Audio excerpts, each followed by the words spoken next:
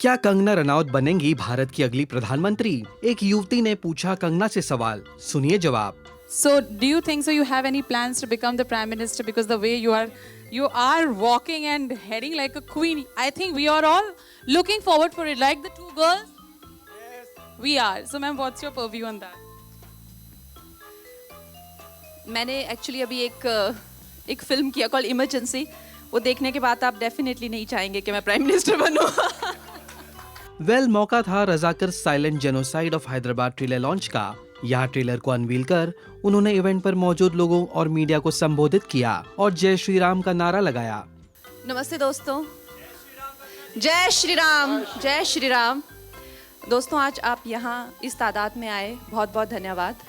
जैसा कि आप देख सकते हैं कि ये फिल्म मेरी नहीं है और इसमें मेरा कोई भी जैसा देखा है आपने कोई भाग नहीं रहा है, लेकिन as a goodwill gesture, as somebody who like to encourage art which has some impact on the society, I am here in that capacity। मैंने बस 2 दिन पहले ट्रेलर देखा और मुझे इतना पसंद आया ये ट्रेलर, तो मैंने कहा ठीक है मैं भी आती हूँ और जो मुझसे जो बन पड़ता है, क्योंकि एक प्रोडक्ट को आपको मार्केट भी करना पड़ता है, तो मेरा जो सामर्थ्य है, मेरी जो जिस तरह से भी जितने लोगों तक पहुँच सकती हूँ, तो मैं इसमें पूरा हिस्सा लूँगी। तो दोस्तों, हमने हमेशा अपनी पुस्तकों में यही पढ़ा है कि नेहरू थे और गांधी थे और कोई थे ही नहीं और कुछ हुआ ही नहीं। तो कभी आपने क्या ये सोचा है कि आज जब हम देखते हैं कि बड़ी बड़ी जो एक इमारत जैसे एक स्टैचू बन रहे हैं सरदार वल्लभ भाई पटेल के, हमारे दिल में अक्सर ही आता है कि उन्होंने क्या किया है। आता है ना, आता है हमेशा दिल में, उन्होंने क्या किया है, क्यों इनका ये बना रहे हैं, क्यों उनका बार बार नाम लेना। मैं आपको बता नहीं सकती कि जो जैसे इस आजकल भी हम आजकल हम सोचते हैं कि पब्लिसिटी या मीडिया या मार्केटिंग ये सिर्फ आजकल होता है, ऐसा नहीं है। पुराने ज़मानों में भी मार्केटिंग मीडिया होती थी। इनफैक्ट राजाओं के ज़माने में भी मार्केटिंग मीडिया, उनके भी नवरत्न होते थे, वो लोग भी अपने को पॉपुलराइज करते थे। चाहे वो अशोका को हम जानते हैं या चाहे वो जो भी हम लोग जानते हैं हिस्ट्री के बारे में, वो मार्केटिंग का ही एक प्रोडक्ट है। तो जो मार्केटिंग अपने करते रहे वो करते रहे, जो पब्लिसिटी अपनी करते रहे वो करते रहे। वो लंदन में जा के वहाँ पे इंटरव्यूज़ देते थे, वहाँ के सारे विश्व भर के पेपर्स में उनके गुणगान किए जाते थे। वो अगर 100 लोगों को भी लेके निकलते थे तो पूरा विश्व उसके बारे में बोलता था कि ऐसी हंगर स्ट्राइक हुई है, ऐसे मार्च हुआ है, ऐसी यात्रा हुई है। लेकिन जो लोग वाकई में ही, वास्तव में ही, मैं तो श्री वल्लभ भाई पटेल को हमेशा कहते हैं कि वो शिव हैं। जिस तरह शिव ने सती के अंगों को पकड़ के गोद में पकड़ के रखा, उसी तरह से हमारे टूटते हुए भारत को आज़ादी के बाद जिन्होंने पकड़ के रखा वो वल्लभ भाई पटेल हैं। भारत की आज़ादी के 2 साल बाद हैदराबाद को आज़ादी मिली, 396 डेज लेटर जो है वो almost, my apologies, almost 396 days later आज़ादी मिली। क्योंकि वहाँ के जो निज़ाम थे वो भारत के साथ नहीं जाना चाहते थे, लेकिन जनता जाना चाहती थी।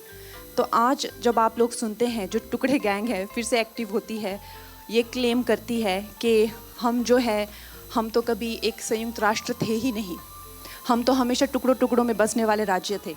तो उनको आप ये इतिहास दिखाया करें कि उन सब राजाओं ने विलिंगली जो है वो भारत में भारत का हिस्सा बने हैं। और जो नहीं बनना चाहते थे, जैसे कि जो यहाँ के निज़ाम थे वो नहीं बनना चाहते थे, कश्मीर की आवाम नहीं बनना चाहती थी, वहाँ के राजा हरि सिंह बनना चाहते थे। यहाँ जो है इनके जो जनता है वो बनना चाहती थी, लेकिन निज़ाम नहीं बनना चाहते थे। तो वो किसने ये सॉल्व किया? कश्मीर का मुद्दा जवाहरलाल नेहरू जी ने सॉल्व किया और यहाँ का सरदार वल्लभ भाई पटेल ने। तो ये एक ओड है इन हीरोज़ को और हमारी जनता को, जिन्होंने एक पूरा पब्लिक रिवोल्ट किया और भारत को बचाया है, भारत की इंटेग्रिटी को, भारत की जो एक आत्मा है। और भारत आज जो है ये इतने खून की नदियाँ बहने पे हम लोग साथ में रहने के लिए भी लड़े हैं, साउथ और नॉर्थ साथ में रहने के लिए भी लड़ा है, खून बहा है, लोगों ने अपनी ज़िंदगियां दी हैं। तो हमें इस तरह की फिल्मों की ज़रूरत इसलिए है ताकि हम इस इंटेग्रिटी को, इस भारतवर्ष को कभी भी फॉर ग्रांटेड ना लें। ऐसा ना सोचें कि बस मिला हुआ हमें ऐसे ही नहीं मिला हुआ है। इसीलिए मैं चाहूँगी कि आप फैमिलीज़ को इनकरेज करें, इस फिल्म को इनकरेज करें, और अगर हमें इससे हमारी एकता की, हमारे भारतवर्ष की अखंडता की, अगर हमें क्षुण्णता की और महत्व हमें मिलता है और हमें लगता है कि नहीं हमारे वैल्यूबल है, बहुमूल्य है, तो इससे बड़ा क्या हो सकता है। एक फिल्म के द्वारा अगर हम ये महसूस कर सके तो इससे बड़ा क्या हो सकता है। Congratulation to the entire team. Event पर मौजूद एक शख्स ने उनसे पूछा कि क्या वो अब साउथ की भी सायरन बन चुकी है। देखिए जवाब।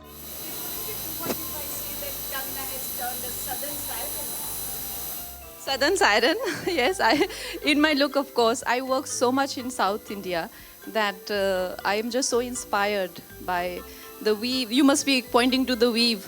This is Banarasi, I think, but in my mind, I am definitely a South Indian. Yes. Today also, in fact, my flight was at 10 a.m. Then I changed it to 4.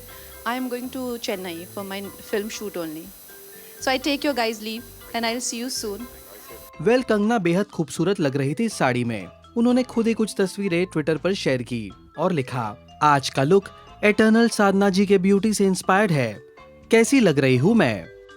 Kangana के ही सवाल के साथ हम आपको छोड़ जाते हैं। इस वीडियो को प्यार दीजिए, कमेंट कीजिए और हाँ ये भी बताइए क्या कंगना रनौत प्रधानमंत्री बनने के काबिल है। पोस्ट करिए अपने कमेंट्स।